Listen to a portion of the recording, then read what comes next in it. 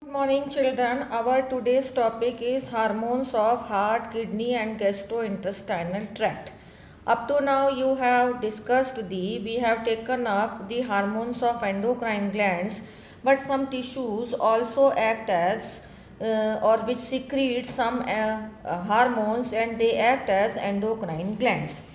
First of all, the atrial wall of our heart. The atrial wall of our heart secretes ANF or atrial natriuretic factor. This is secreted in our body when the blood pressure increases.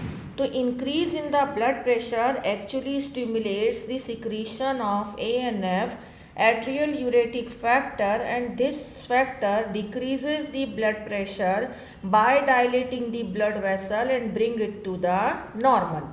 So this is the first hormone secreted by the atrial wall and its function. Second hormone, which is secreted by juxtaglomerular cells of the kidney. This is again a peptide hormone, name is erythropoietin, and this erythropoietin hormone stimulates the formation of RBC, and this process is called as erythropoiesis. This was the second hormone, erythropoietin, secreted by JGA cells. Now the third one. Third one is the hormone secreted by the gastrointestinal tract. So first hormone secreted by gastrointestinal tract, all of them are peptidal hormone only, is act on the, that is gastrin, and this hormone act on gastric glands and stimulates the secretion of hydrochloric acid and pepsinogen. Second hormone secreted by gastrointestinal tract is secretin.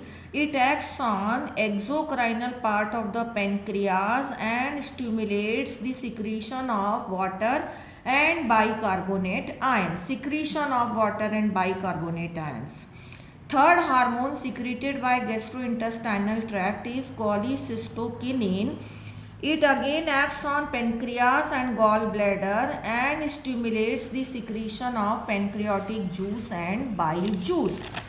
So these were the hormones secreted by gastrointestinal tract. One more hormone secreted by GI tract is GIP. It is an inhibitory peptide and it inhibits the gastric secretion and motility. Next hormone, which is called as growth factor, this hormone actually secreted by the non-endocrinal tissues, and these are responsible for the normal growth of tissue, their repair and their regeneration. All of these hormones were the hormones secreted by some tissues. Now we are here coming to the mechanism of hormonal action. So hormone actually get bind with the hormonal receptors. These receptors may present above the membrane of the target cell or they may present within the cell.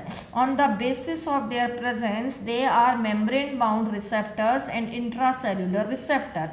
They are present above the membrane of target cell. They are present within the target cell.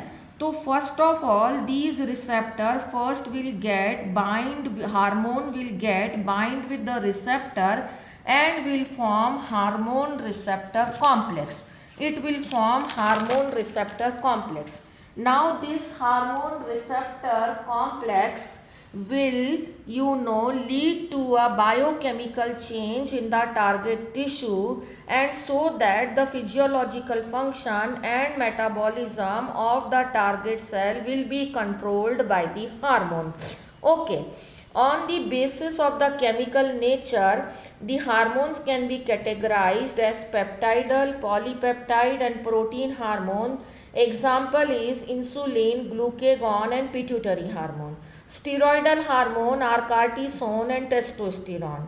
Iodothyronine is thyroid hormone.